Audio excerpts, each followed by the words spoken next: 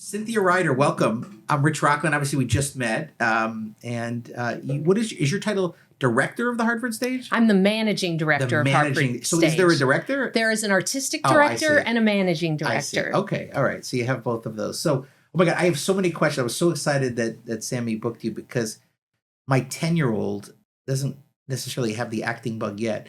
He's been to 110 Broadway shows at 10. Wow. It's crazy. And yes, you should start bringing him to Hartford Stage. He started when he was 3. He has seen Les Mis at 3.5. He's seen Les Mis 10 times. Hamilton about 10 times. And then we're season ticket holders at the Bushnell and the Goodspeed.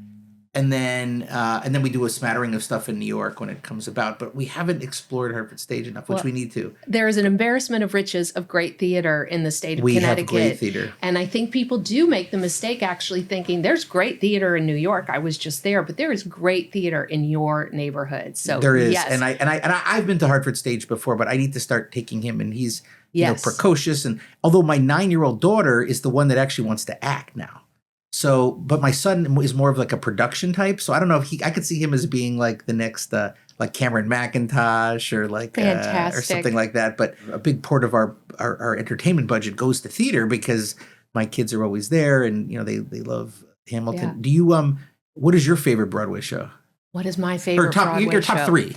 I can't ask a person like you what's your favorite. What are my favorite? Top 3, top 5? Well, let me go back to your kids for 1 second. We just finished our season of kid performances this summer. So that's another thing your kids could be involved in or come see. We do everything from breakdancing Shakespeare with 15 to 20-year-olds and down to 3-year-olds. So they did The Lightning Thief. They did so cool. Seussical Jr. They did Something Rotten Jr. So anyway, I'm just gonna to get put my that daughter in that. your head I'm going to get her too. involved in it because she's... I just had one of my best theater weekends ever this spring in New York because I saw Dead Outlaw the Musical, which I love. I saw 3 times.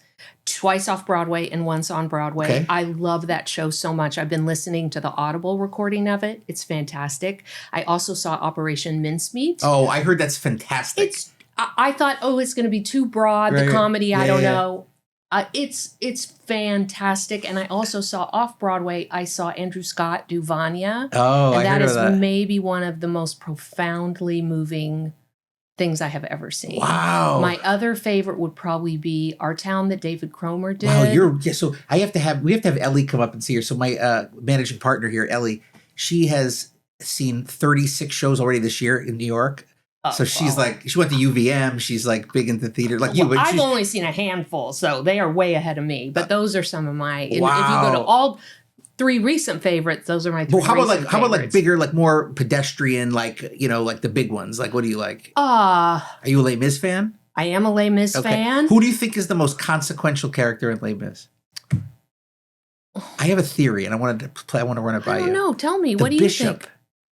Oh, the bishop. Because if the bishop doesn't give Jean Valjean the chance, he's about to be arrested. Yes. And he says, "You forgot you take the silver. Would you leave the best behind?" So now you must use the precious silver to become an honest man. So this is the police. No, I did give it to him. It was a gift. Yeah. And if he doesn't give him that chance, he's back on the rack. Back. Yeah, I think that's... I don't know. That's my theory on that. I like that theory very much. I'll support your theory. And then my son really has created this idea. Tell me what you think of this. It's called Phantom on the Barricades. And the theory is that Javert, when he commits suicide, he gets maimed on the way down. He hits like something on the side of a building. And Jean Valjean drags him to the crypt. And it turns out it's the Paris Opera House. And he's the Phantom of the Opera. Okay. All right. I love this.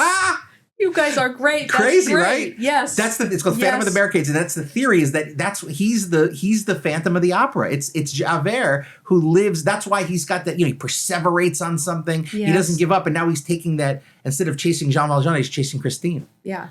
Well, the other show that comes to my mind right now that I loved from the first time I saw it, and I never saw it in New York, was A Chorus Line. Oh, it's coming back. It's the 50th anniversary, and I think that was one of my I was probably in junior high school. I saw it on tour 2 or 3 times. Isn't that the one? It's coming to the Bush, to the Goodspeed. The Goodspeed. Yeah, we're going to see that. that. They're in rehearsal right now. Yeah. So, I'll definitely see it. Did you see All Shook Up?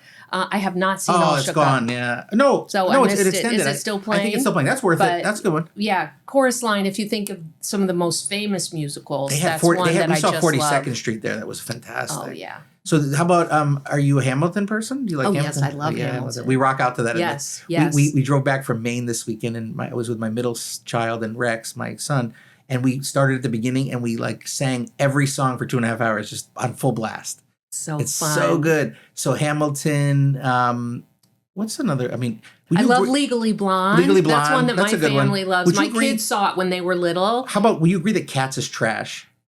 I have never seen Cats. Oh, good. Don't waste your time. It's trash. I have never particularly been fond of the recording, but I love Great Dance. So I don't know. Maybe if I saw it, I would like the dance. My son and I went to. My son loves also Premier League soccer, like English soccer. So I took him to some games in February, and we had one night in London. So we went to the West End, and we saw Phantom in London, which is so good. It's so good. Phantom is the best. It's so good. Oh my gosh, this is great. So, and how about, what's the other one with Mary Todd Lincoln? Oh, Mary. Oh, Mary. Did you see that? I haven't seen Oh, Mary yet. Everyone I know who's seen it, though, loves it. I think it is just joyful. What's the one about the radio, too? The radio, something like a tuner or radio. Stereophonic. I didn't get to see Stereophonic. Wow. So did your love for theater, and obviously this is part of your identity now, it's what you do for a living and whatnot.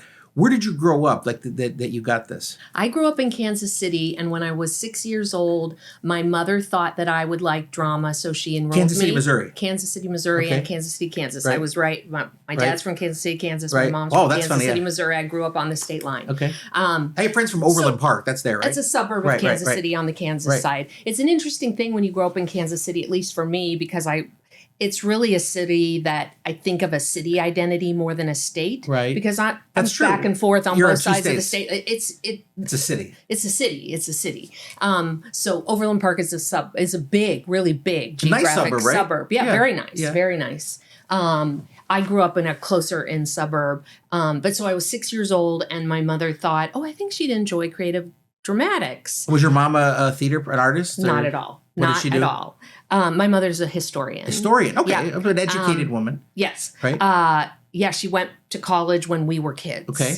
And so I signed up. She signed me up for drama classes at the Jewish Community Center, and I took those classes for probably, 9 years maybe. Oh, wow. So always as a kid, I did that, and then I did a lot of theater in junior high and high school. I was the butcher in Fiddler on the Roof. I remember that. Oh, yes. I was grandmother's idol in Fiddler on the all right. Roof. Okay.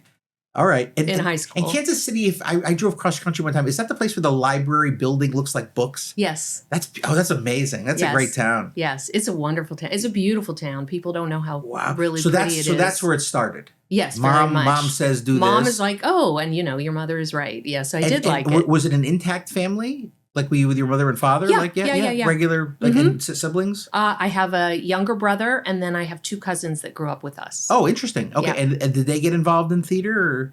My brother in high school, the answer is no. Oh. Although my brother in high school, he's 2 classes behind me. We both were in The Music Man in high school together. So I have pictures of him. Oh, that's he may so deny fun it, but he was in a musical when he was a little kid. Well, not little, high school. And does he still like to attend theater? No, but once in a while he will send me a text that says, Cynthia, I'm here supporting the arts. He'll be at Mannheim Steamroller, or he'll be, all right, because he likes concerts, or he'll go to the symphony. How some of the symphony in Hartford does it, where they'll show a movie. Oh, I love that. And then they play along. Yeah. So he'll say, I'm doing my part to support arts and culture. But his daughter is very big in theater, and they supported her and went to see all her things. My niece, she acts. Yeah, she's a wonderful actress, and so anyway, he may not, but he's a supporter. Oh, he supports. All right, and he supports me. Wow. And so you start doing that. Is that through high school? Yeah. Mm-hmm. So you were a drama nerd in high school. What are they called, drama nerds? Yeah. Yes. Like, so you're doing that. You're and by the way, I go a lot of rabbit holes, so hopefully you don't mind. But one of the things I always tell people is, if 2 kinds of people, if you want to hire, you don't know anything about them. If you want to hire a drama nerd, it's always a great hire, mostly because they can meet deadlines. They show up. They know how to work with very little. Yes. Right? And so it's always like, if you're like, as between just a regular person and somebody with that experience, I always pick them because they know how to get stuff done. Theater is great training, yeah, especially if you've got people, whether it's actors who have to learn lines and do stuff under pressure when they're not ready, but also all the backstage crew people. Yes. You're right. There's deadline, teamwork, budget constraints, creativity. You only get as far as your team, not as far as you are. So I think sports are great for kids. Yeah, I was going to say Division One athletes are like the same thing. A lot of the same things, but theater, because you have to use your mind, your body, your voice, and you get to pretend to be something else. Like there's I know that my theater skills, even though I'm not acting anymore, all of those things come into play. Right. Raising money. Yes. We had to raise money in high school to pay for the theater. Like you learn to do all kinds of things. It's great skills. Great skills to pick somebody like that. Improvisation. Great skills for almost anything you want to do. If you want to be in sales or you want to be a lawyer in court. Courage. The amount of courage it takes to get out on stage in front of people. I'm always reminded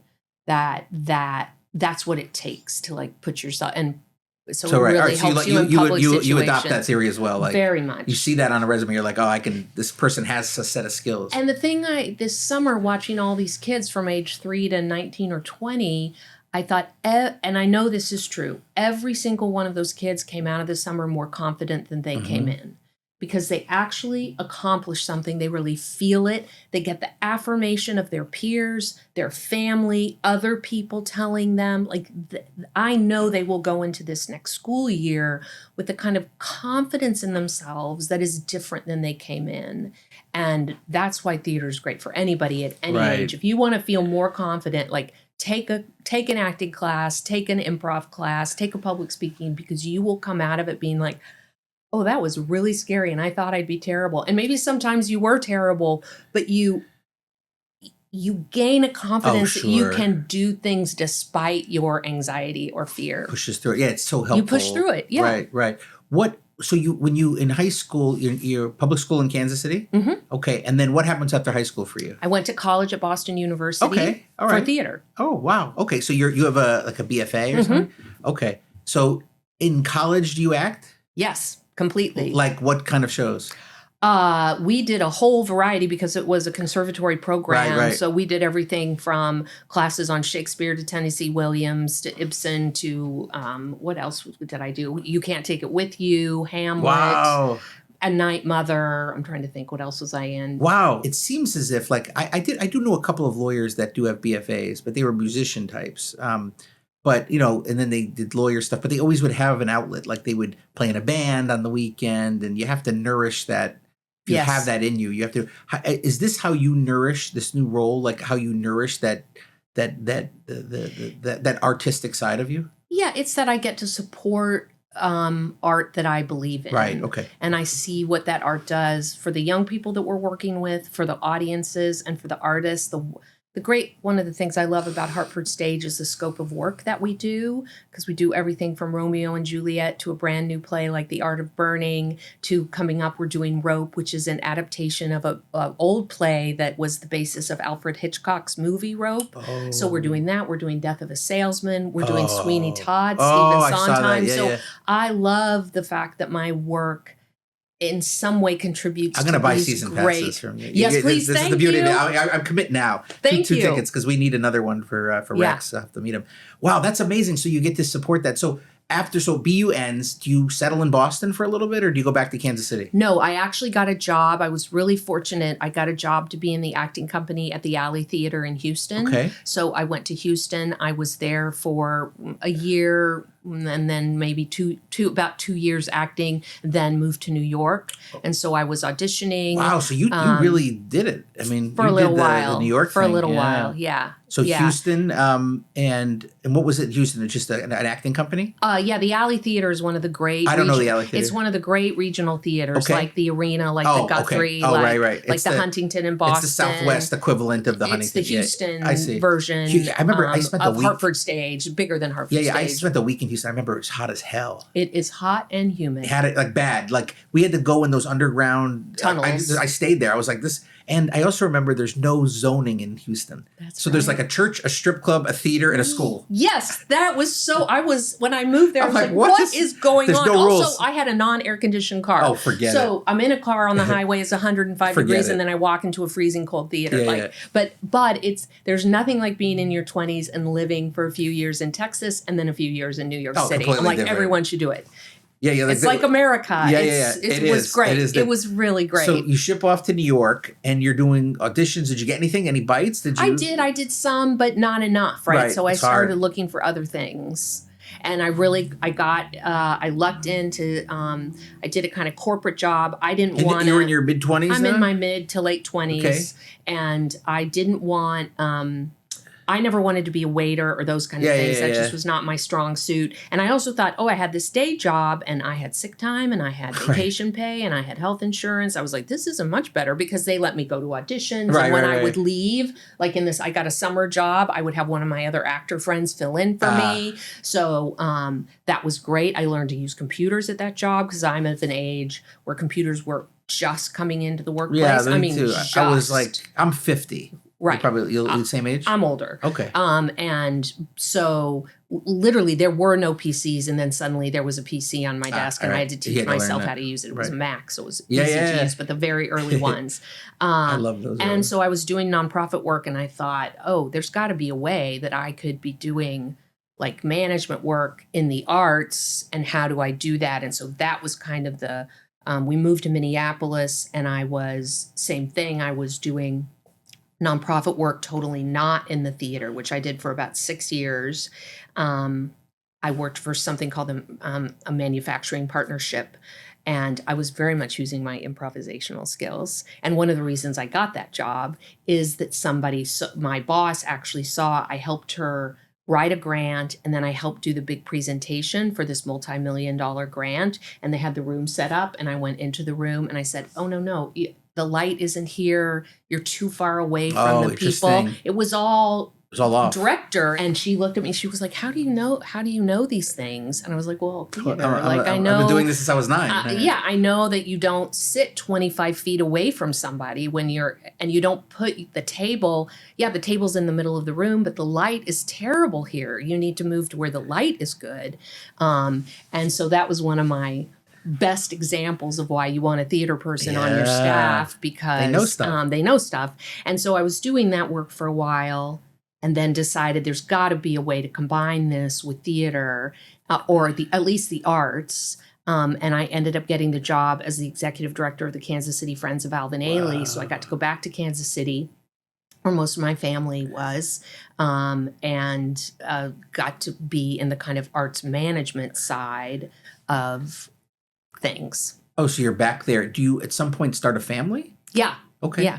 And is that in Kansas City? No, my son was born in Minneapolis, St. Paul. Okay. And then my second child was born in Kansas City. Oh, interesting. Okay. Yeah, St. Paul's that's a cool town too. Oh, it's a wonderful town. That's another one. My husband's from Minneapolis. Oh, he's Minneapolis. It's a great town. Yeah, I spent a week there, and that I remember walking through all the skywalks in the cold. Yes, right? That's different. It's the opposite of Houston. I've gotten both things. I've lived both places. Yeah. That's a great town. And I remember also a huge Somali population. Yes. So incredible. Like, I think we went to the Ethiopian or Eritrean food, great food. Yes. That was sort of random. I'm like, a Somali population? How did that happen? And it just did. They just emigrated there. It's a very rich culture there. They have a good theater program there too. Yes, they do. Yeah. Mm-hmm. They have good stuff there. So you have 2 kids. Any of your kids involved in theater? Yes, my youngest did a lot of theater, and that's been their job and their interest. Oh, that's amazing. They're now transitioning into other things. Oh, okay. All right. So you got one. Yeah. All right. And then, so you then go back there. How long are you in Kansas City for? I was there for 15 years. Wow. Yeah. Okay. Yeah. And then I got a job. And were your folks still there? Yes. Yeah, my folks are still there. Still there? Yeah. Wow. And do they still love theater? My mother does. My father does not love theater. Really? My father does not understand. Oh, he doesn't like not. It. Not he his is thing. not. And there's no way you're changing him now, right? Oh, no way. Yeah. No. Bold as but he's always. Did he come to your performances?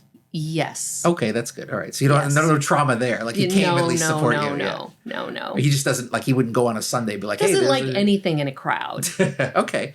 All right, that's fair. So your folks are still there, and so for after 15 years you decide is your spouse in theater? Yeah, my spouse is an actor.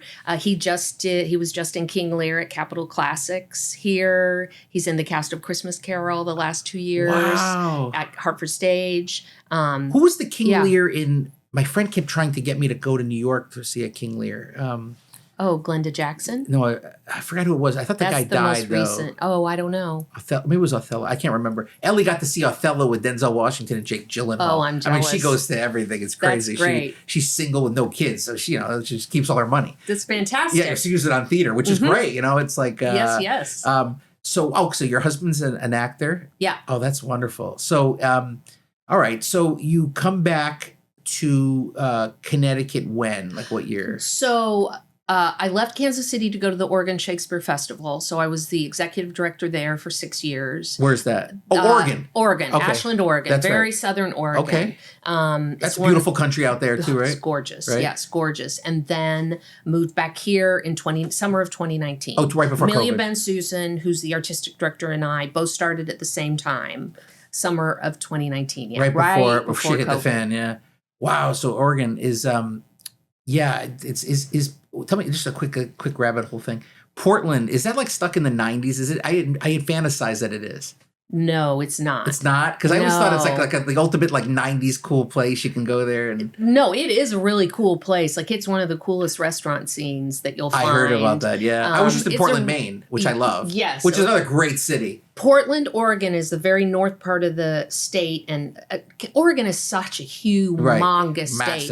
I don't know how many different habitats there are. I mean, it's so big that it's like Utah. There's desert. It's very rainy in Portland, whereas Ashland is more like what people think of Northern California. It's dry. Ashland is between two mountain ranges. It's just beautiful. So then we moved here, but we moved back here, wanted to come back to the East Coast. We have family in Vermont. We have lots and lots of friends in Boston and New York.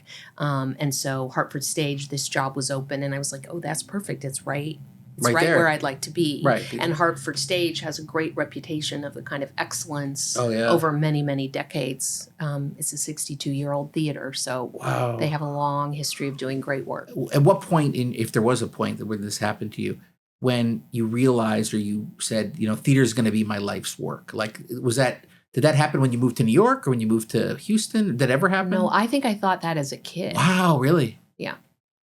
Like you're just sitting around with your friends and like, I want to be a doctor, I want to be a policeman, or it just said I want to be in theater. Do you play any instruments? I don't. Do you read music? No. Wow. I mean, I was in choir in junior high school. You could sing a little bit, probably? I could sing a little bit, yeah. Okay, you can hold it too. Yeah. All right, but as a kid, you sort of, and you think like 9, 10? Like... I think if you would have asked me at 9 or 10, I probably would have said so even then. It was always the thing I most enjoyed doing. So even though there were other things I liked, there was nothing I ever liked doing as much. As the theater stuff. Mm-hmm. Wow. Do you ever get the itch to when something's coming through and you're like, I can do that supporting role. I'd love to do that. Sure. Do you think it would happen? I don't know. I don't know. And then you say to the director, like, what do you think about me for that? Could I audition for that? I don't know if I would do that, but I mean, I did some in Kansas City when I was there. I would do some fringe festival shows and things like that. Would your husband encourage that? You think? Oh, sure he would. Yeah. Oh, yeah. He's always wanting me to be in a show again. Yeah, do you like watching him act? I love it. What's that like? Oh, it's so fun. I always wanted to know what that's like to see, because you know him, you know everything about him, right? You're his confidant, and you're looking, you're like, what is he doing? Like, because you're like, what is he up to? Like, it's kind of weird to see him like take on a different persona, right? Yes, but it's so... I've never seen that before. It's so rewarding. It's so when somebody, whether it's my husband or one of my closest friends, the arc of their careers, right? And their lives. And like this summer with my husband, he was Gloucester and King Lear, to know that he has the chance to do this 400-year-old play and this incredible role that literally thousands and thousands of actors have done. There's quite nothing like it to see somebody really getting to do something they love doing and being so good at it. Do you give him, when you see rehearsals, do you give him tips? No. You say, you don't, that wouldn't go over well? No, it's not that it wouldn't go over well. I think you have to be really careful when you give actors notes, because you have to know where they are in the process of developing the character. And you also need to know what the director wants. Oh, right, it's the director's job. You could screw it up. You could think the dynamic between these two characters is X, and the director is actually going for something completely different. So it's better to stay out of it. So you would not give notes unless you were asked something very specific or something like that.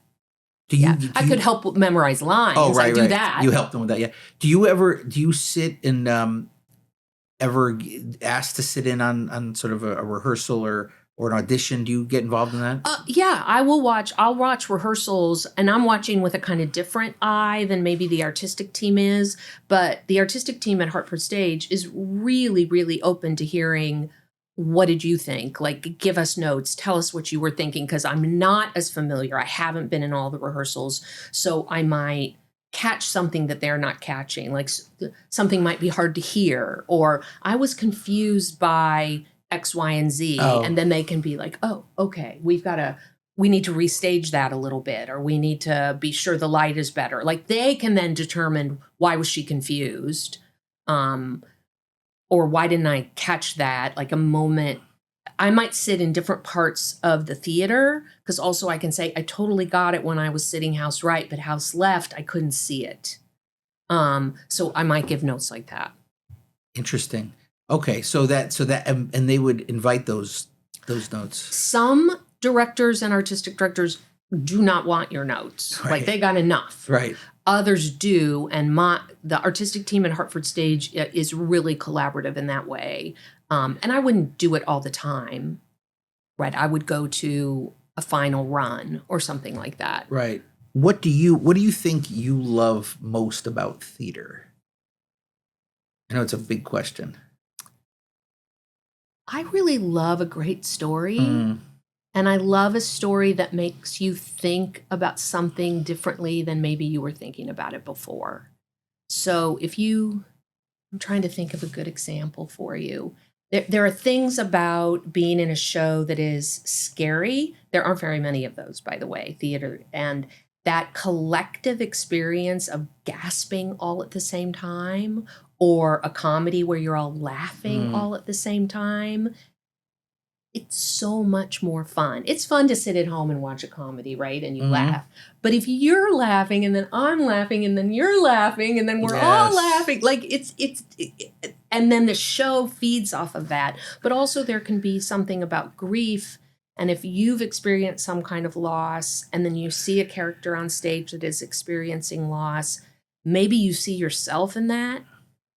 And you feel seen in a way, or maybe it resonates differently because that was not your experience. Right. And you see that somebody else's experience takes them down a different road of their grief. I think that I love books for that reasons. I love plays, I love TV shows, and I love theater for when it's both intellectual and it's so much in your body and feeling, to feel something different than you would have, or to come out of it understanding it differently. And you might understand it intellectually better, or like I said, you might just emotionally understand it in a different way. I think we did All My Sons a couple of years ago by Arthur Miller, and Michael Gaston and Marcia Mason played the husband and the wife, and that play hit me so differently now than it did the last time I read it 25 years ago. I think because I'm the age of the parents. Oh, right. And the father's incredible digging in of why he did what he did, that his kids as another generation are so appalled, and he doesn't understand how they could be. He knows it wasn't right, but he doesn't know why they're appalled, because he was trying for something else. And it's not that I would think I would have done what he did, but I understand, like I understood differently what it means as a parent to feel like I just have to help my family survive no matter what. Right. And he loses his moral compass. Right. So I understood that in a way I wouldn't have thought about it in the same way. So I love that. Yeah, for me the moment is, and a more back to Les Mis again, is bring him home, right? So you have like, me as a 20-something with no kids, bring him home. It's well sung. It's, everyone stands up. But, now I sob when I hear it, because here's a guy, right, who's asking for his soon-to-be son-in-law to live and for God to take him so his daughter, who's not even his daughter, somebody he's adopted, can be happy. Yes. Talk about a sacrifice. Talk about selflessness. And so like my son, even now, like when we saw it in London, the guy was insane. And he was like, almost like a Colm Wilkinson or an Alfie Boe, like that level. I forgot who it was, some local guy there. But, I start crying, and then my son cries like now because he gets it. I explained to him what it is. But, I didn't have that at 25, and my son didn't have it at 7. Now at 10, he sees it again. And he's like, oh, I get this because a parent making sacrifices. So I think to that end, plays that come back, you can see them at, just like if you read A Catcher in the Rye at 19 and A Catcher in the Rye at 60 or 50, different experience. Totally different. Those are great works of literature, plays, or anything else. Yeah, the perspective you bring and the ones you revisit. This is why Shakespeare or Chekhov or Gibson or Lillian Hellman right, like you're going to see it differently, and the story gets richer and richer and richer because of that. Right, because you have a different perspective at 50 than you did at 25. So I would concur with that. I think that's one of the beauties of theater. I love it as a life lesson, to take some time to, and plus you also like know what goes into it, like making that, and how do you make all those things come together. What's the other one we loved? Kill a Mockingbird. Did you see that at the Bushnell? I didn't. Oh man, that's a show. It's great. It's great. Well, it's such a joyous experience too. Like that theater, that you're there with other people, and in a world that so many people are struggling with loneliness, or we've all gotten kind of sucked onto the couch, and that experience to our devices, or to our devices, laughing and crying together. And being able to talk about that later. Oh, and the arts too, right? It's I know it's sort of trite to say, but it separates us from the apes. Right? Other than that, there's, we're sexual beings. We hurt each other. We eat. We do this, but like the arts is what elevates us. What makes us, what sustains and nourishes us as a civilization, as opposed to just being apes that are just, flinging stuff at each other. Well, we tell each other stories for reasons, for great enjoyment, for entertainment, for humor, for illumination. No, it's and the importance of it can't be, overstated. It's so good. If somebody came in here and is listening, some of my folks that don't know the theater world, how would you explain your job to them? Like what would you say? So my job, when you think of a play on stage, most people would know a play on stage. The artistic director is choosing the plays and casting and choosing the directors and who the designers are going to be. Right. I am selling the tickets and raising the money and doing the finance and accounting and doing the facilities. So now those things overlap, right? Because you can't choose a play without knowing how much it's going to cost, and you can't say spend this much money without knowing what play you're going to do. So you can think of it, they're very hand in glove, but that's the basic difference. So you'll go to, but you'll also seek corporate sponsorships. Yes, definitely. Right. And so you have to go and schmooze the people and say, hey, CEO of Travelers, we're hoping we can count on you for this, or whatever. Because if we were to charge what it costs to do theater, every ticket would cost about $200. Wow. And our average ticket price is $47. Wow. So the contributed income, the money that people donate as individuals, whether that's $5, $500, $1,000, it really matters. Or the kids that do our programs, same thing. What we charge to be in the programs doesn't nearly cover what it costs to run them. We have a free program through the Hartford Public Libraries where you can check out free tickets. If you are a Hartford Public Library cardholder, you can check out free tickets to Hartford Stage. For Hartford residents? For Hartford residents. Wow. Yeah.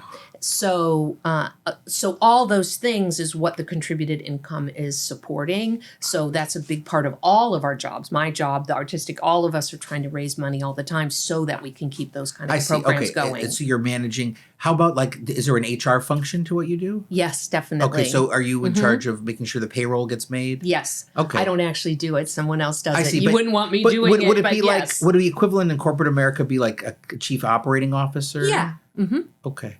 Right. And so, you make sure the trains run on time, the bills get paid, there's enough money to pay the bills. That's right. That's see. Right. Okay. It's operations, finance, business, if you want to think of it. It's like artistic and business side. And does it ever, I know sometimes you give notes if requested. Is that because, is it fair to say to have your job, you really have to have some experience as an actor or as or in some way understand the arts a little bit? I don't think you have to have been an actor by any stretch of the imagination. I think you have to know theater and have learned theater, and you could have done that a whole bunch of different ways, or know the arts so that you can do things like do a budget. Because if you don't know that you need a choreographer for a musical, that's a sort of silly example. But you might not know what a dialect coach is, or what a fight director is, or why you would need those things. You're not going to budget correctly for any given show.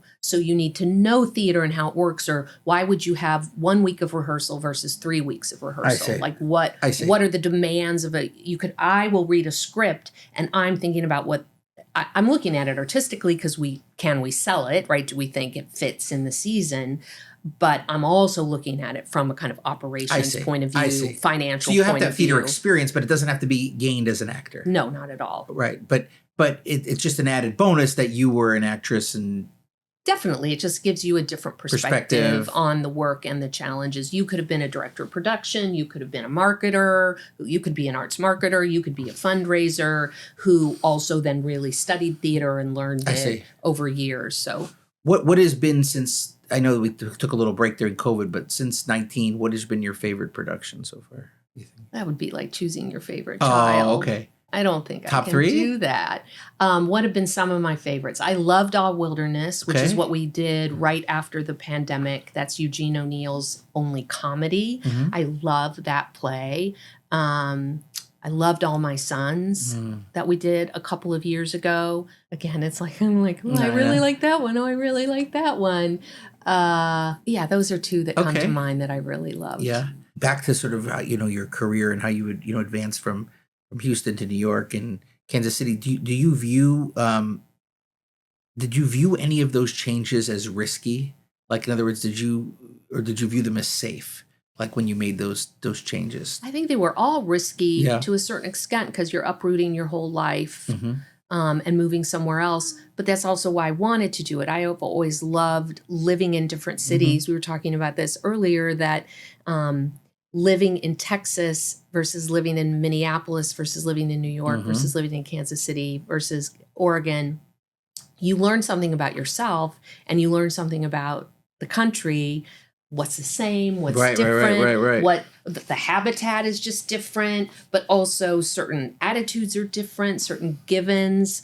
I'll tell you a quick story. So when we moved to Boston, we were on a street, we had an open house. So we had a brand new baby. Our son had just been born. He was 3 months old. So we had an open house and we lived in a duplex and we passed out invitations. We dropped invitations in everybody's mailbox. Only one person came to our open house. It was a very rental transient street, which we didn't really know.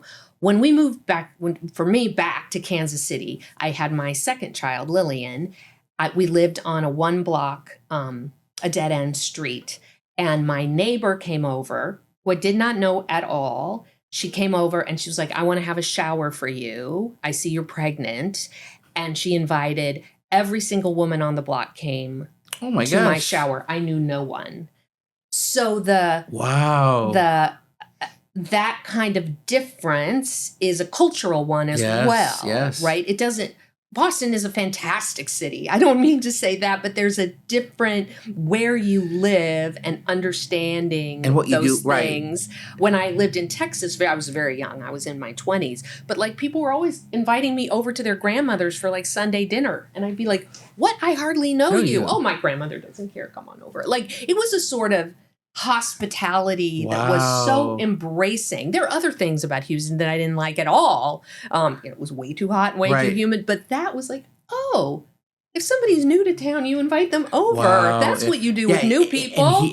And we in New England is, I find that we're very helpful and we can be very kind, but we don't do that. You like give people their privacy. There's a much more kind of reserve and something that you have to break through a little bit that I think we could all take a lesson. No, it was nice because we just moved. I lived in the same house for 23 years in Farmington. We moved to the other side of Farmington, and one day, like I see this couple, like the next door neighbors, and we moved to a cul-de-sac. They're 3 kids, and they're bringing a plate of cookies. And so, shout out to Kate and to Greg. Yeah, it makes a big difference. Oh my God, right? I was like, and they were the most amazing cookies. I'm actually going to ask her to make some more. But like, our kids now play. Like they just come over, they sleep over there. It's like a huge thing. But that was such a nice gesture that we forget like how. Well, can you imagine offering to have a baby shower for somebody you just met? No, but there's something to that. Like there's. And again, that gets into, we can spend hours here talking about like, are people innately good? Do they want to help each other? Like, why are there so many people in the country that seemingly like Americans seem to be like sort of big picture. They're sort of, I think there's a component of the country that's nasty, doesn't want to help people, that feel very awful. But then they then you say, oh, like there's a kid dying of cancer, and like people will, go build a house for the kid on the weekend. Those same people. Like they don't want to, like, there's not the empathy for like chronic problems. They're like, oh, pick up the homeless, just ship them out. As opposed to like, this guy like had an issue and he lost his wife and then he hit his head and then he developed some issue and now he had cancer and now he's living on the street. Like, like you explain it to people and then people say, we want to go build a house for him. So they'll do that. It's just a sort of a weird thing, which is a commentary on America where like those same people would be like, vote for policies that would be awful for people, but like they would help a woman that, didn't have much and would give her a shower and hadn't known her. It's just bizarre to me, like how that plays out in certain parts of the country. I think we all have to look at that in terms of how it plays out in ourselves, right? Where are we our most generous and where are we more clutchy and protective? And we all have that at some level. Yes. And one of the things I love about theater is you can see that play out in certain characters, that in one moment they're wonderful, and in the next moment, something makes them turn, and the why of that, and how that resonates for you and looking at yourself. You think about Death of a Salesman that we're doing next year. I think it's one of the most profound tragedies. So this man who is inherently so optimistic, Willie Loman, what turns for him in terms of what kind of legacy he's going to leave and what kind of choices he ends up making then.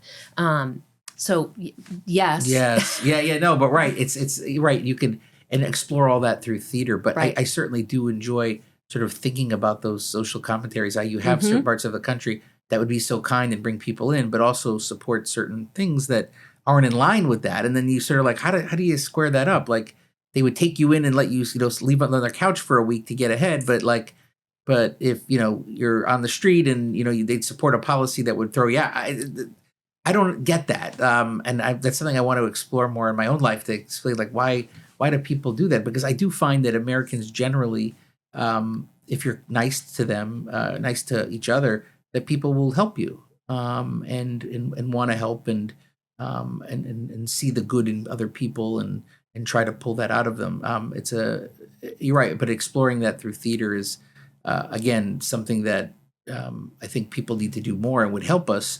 But I think you need to get exposed to it early on, so it's not so mysterious. Yes, right? Yes. That invitation to come to the theater and who you go with, right? That it really is something you can do together, but you can do it by yourself too. I mean, most people don't do this, but I go to see plays by myself. If my husband's schedule doesn't work or whatever, I'll be like, well, I'm not going to miss a show at Theater Works. Right? I'm not going. It's right downtown. I'm going to go. And so I try to do that as much as I can. So let's talk about, so you have Hartford Stage, there's Theater Works as well. We have Bushnell, we have Goodspeed. What other ones should we be aware of? I think the Eugene O'Neill Theater Festival in the summers. Like, don't miss that. Schubert, we have the Schubert Warner Theater in New Haven, the Warner. What's Those are all presenting theaters. The Guard is in New London. The Palace. The Palace, yeah. I think the other producing for Long Wharf. Long Wharf. Westport Country Playhouse. Oh, yeah, Yale still? Yale Rep, absolutely. Yeah, that's legit. More than legit. Yeah, that's an incredible theater. And then there are all kinds of community theaters as well, that you've got people that maybe they aren't doing that as their professional 100% job, but Capitol Classics this summer that I just told you my husband was in, they did 2 great Shakespeares this summer. Is there something that if a guy like me wanted to get involved, like one time the Les Mis was coming here and I wanted to do Thénardier. And so I was like, a friend of mine was prepping me and I was going to audition, and then I got sick and I couldn't audition, so it fell through. But is there something like a person who just has a regular job that's not active, wants to do summer, like summer stock or something? Do we have anything like that? Yeah, there are a lot of those theaters. I'm not as familiar with those because my life is around the professional producing theaters.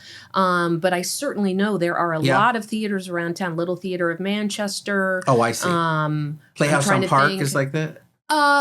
Playhouse that's semi-professional, isn't it? Yeah, and they use some union actors and some non-union. I saw a couple things there that were professional legit. actors. Yeah. Oh, definitely they are. That's another great theater. Yeah. We shouldn't, and that's not far from here. Yeah, I mean, it's right in West Hartford. Oh, that's a great really theater. Nice. Yeah. They do a terrific job. I think they're doing Singing in the Rain now. Oh, wow. I don't know if it's ended, but so great it's a really interesting take on that musical. But yeah, those are, I think you hit a lot of them, but there are a lot more. I'm sure we're forgetting a bunch. No, right, you're right. I don't want to get anybody ahead. What do you hope to, what legacy, I know this is your sort of tough questions, but what legacy do you hope to leave behind in terms of your work in the arts, in particular with the Hartford Stage? You know, obviously you have a long time to go, but what do you hope to, like, what do you try to fashion as your legacy? Well, I really hope that people can look at the plays and the education programs and community work that was done at Hartford Stage during the time I was there, and they can feel really proud of it. Like, both the stuff they experienced that was really enriching for them, and that they're really proud, even if they don't get to go all the time, they're not a subscriber, say, that they've had incredible experiences that they really value, and that the theater gets. It's a really hard time in the American theater. Why is it? COVID really pulled the rug out from under the theaters financially, and we weren't really very strong financially before. Right. And subscriptions were down last year more than 50% from pre-COVID. Really? That's a huge number for us. Oh my gosh. That's building back. We're really building back, and we've had a lot of success, but it's costs are escalating at a rate, cost of labor, cost of lumber, cost of steel, the kind of things that you hear about that are getting more and more expensive. That's going to hit the theaters. We don't want to keep raising ticket prices at the kind of rate of inflation in terms of what that would do to attendance. So right now, the thing I could say to people is just go and bring somebody, because we need you in those seats. We're trying to build back audiences. And I do think the pull of the couch is part of the reason people are not doing live experiences in theaters as much as they were in the past. So we need people's financial resources, and we need their presence. So whether it's ticket buying, subscriptions, and Hartford Stage, it's not just us, it's theaters all over the country that are really struggling right now. So even if things look really great, I can tell you from a financial perspective, there are very few theaters that aren't really digging deep to try to get their financial house to be in a place where they can thrive. Wow, it's the cost of goods, right? It would make sense that if it's going to impact everything down to the theater. And corporate America and foundations have moved away from supporting arts and culture. Government sources have moved away from supporting arts and culture.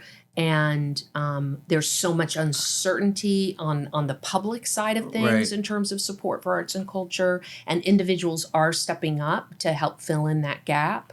We're in the middle of a fundraising campaign, and I'm happy to say it's going really well. But there's a reason we need that campaign. We've got to get a more solid financial footing under us to do the level of work that we do. And everything we do with our money, the huge percentage of it pays people, right? We pay actors, we pay carpenters, we pay box office people. That's what we spend our money on. And we want to do bigger shows with more people in them. But you can't do that if you don't have the financial resources to do it. And ticket sales for us only cover about 40% of our total costs. So how would, if a listener of mine, one of my colleagues, people that listen, want to support it, just as a start, they should buy some tickets, right? Just come see a show. Come see a show anytime. That's the most important thing. And then if you get hooked, then the next step is a subscription. Well, and I promised you, and as a thank you, but also because I just should do it because we're big supporters of the arts, and I don't know how I've been off your radar, but I am going to. We're going to get you there. You got me. You got 2 tickets. Come to opening night. We'll come to opening night. We'd love to because my son and I, it's a thing we do. He loves it. I'm hoping someday he's a Tony voter. Wouldn't that be great? Yeah, then you could go with him to all the shows. No, I want him to be. I have, was a Tony voter I'm having on here, Patrick Langevin. Yes. He's coming on when? In a couple weeks? Oh, terrific. Yeah, so he was a Tony voter. Yes, and he can tell you everything from the Bushnell's perspective. From the Bushnell's perspective, yeah. So which is about the beautiful national tours and all that different great thing. Work. And he's got a great season coming. He just terrific since season. They got him there. He really, because he was in New York, so he knows all the people, so he gets all the shows. Terrific. But your question about, the most important thing you can do is come. You start there. The next most important thing you do is invite people to come with you. I see. There's also things you can do, like if you're having an employee holiday party, have it at a Christmas Carol. If you want to entertain your clients with a special thank you, bring them to the theater. Oh, I see. Give them a gift to theater. So do you have a room there? Mm-hmm, we do. And we can have it catered? Yeah. You can have a private dinner before the show. Oh. We had somebody last year who bought out the entire house. Wow. So we don't expect people to do that all the time. 480 tickets. But, that's... I saw a funny meme the other day. I should send it to you. It's like a guy that says, if I hit the lottery, there'll be signs. I'm going to buy out the entire Richard Rogers Theater for Hamilton. It'll be one person. So they have to look at me the whole time. I don't know. I don't think you want to do that. I think you want to see Hamilton with a full you do. house. You do. That's, you want to see, that's an even better experience. It's just so funny. But that's an interesting thing to think about, Sammy, and remind me about that, because we do a Christmas party every year, just for dinners and whatnot. But if we had it catered there, and then saw A Christmas Carol, which is obviously a staple. Yes. And a really cool show, and I've seen it there, and I loved it. And what a great way to support, right? Because then you buy 15, 20 tickets. Oh, it means so much to us. Right. Yes. And who do you have cater those things? Whoever you want? You can do whoever you want. Yeah. Is there a kitchen? No, there's not a kitchen. So they have to bring it in. So certain caterers are able to do that better than others. Right. But yeah. Wow, what a cool... And it's a nice little room there? Yeah, it's a beautiful little room. You can do it in the little room, or you can do it in the upper lobby as well, if you have a slightly bigger group. Or if you buy the whole house, you can do it in the whole theater. Oh, right. Yeah, we're not quite that big yet. We're divorce isn't that big. Well, Cynthia, thank you so much for, responding to Sammy. It's my pleasure. You are a real theater this is our thing. And you are a fan. And again, I'm mea culpa for not being on your radar sooner, because we... need to support Hartford Stage. And my friends keep telling me, because they see my son, we post on social media, and they're like, why isn't he doing anything with Hartford Stage? I'm like, I got to get him there. Yes. It's a thing we do, and he loves it. Or he should audition for A Christmas Carol. Well, I think my daughter he's not quite there yet. You think your daughter is more my daughter, because they were at Winding Trails Camp, and my daughter was in 2 productions there. And meanwhile, my son's been, she's seen maybe 10 shows. He's been 110. So we got to get him. But it's interesting, because sometimes I have a 6-year-old as well, and they'll put on a show in the house or whatever, and he produces it. So he's got, we need him. He'd be good. I think he'd like that. And then here's what I think would happen with him. And I'm hopeful, because I want him to do something with this. I think he'll do production. Then one day someone's going to say, hey, Rex, one of our ensemble guys has got a bad knee. Could you would you think you'd do this ensemble role in this one scene? And then they'll pull him in for that. And he'll say, oh, this isn't so bad. Because I have videos of him at 3.5 doing, it's so funny. We got a call from his nursery school, his Lollipop in West Hartford. And one time, and they asked him at 3.5, what's his favorite song? And he put down Javert's Suicide. They called us. They said, And they said, "Do you know this?" I said, "Yeah. He's been to Les Mis twice. He knows what it is. Like, don't worry. So he's not like a warped song, kid." Right. But, so he did like I have him, and he had like a little YouTube channel at one point. He did Stars and he did Javert's Suicide. He had it all memorized at 4. And like, show it to him. I'm like, buddy, I need to get at least one Broadway kid out of this, or a theater kid. You're definitely bringing him to Sweeney Todd. Let him be a producer. Oh, That's what we really need. We need a producer. More great producers with vision. Listen, so I'm curious, like, I've implanted all these and exposed them to all this good stuff. I want to see, like, I put all this really good ingredients and I want to see what it produces. Well, you'll see what it comes out and it will surprise you. Whatever it is probably not what you expect. It's going to be good because he's got a ton of empathy and he understands the world a lot better than a lot of other 10-year-olds do. He's probably racked with anxiety, but he understands the world. It's beautiful. Well, thank you so much. It was a pleasure meeting you, and I look forward to seeing you at the theater. Thank you. It's my pleasure to be here.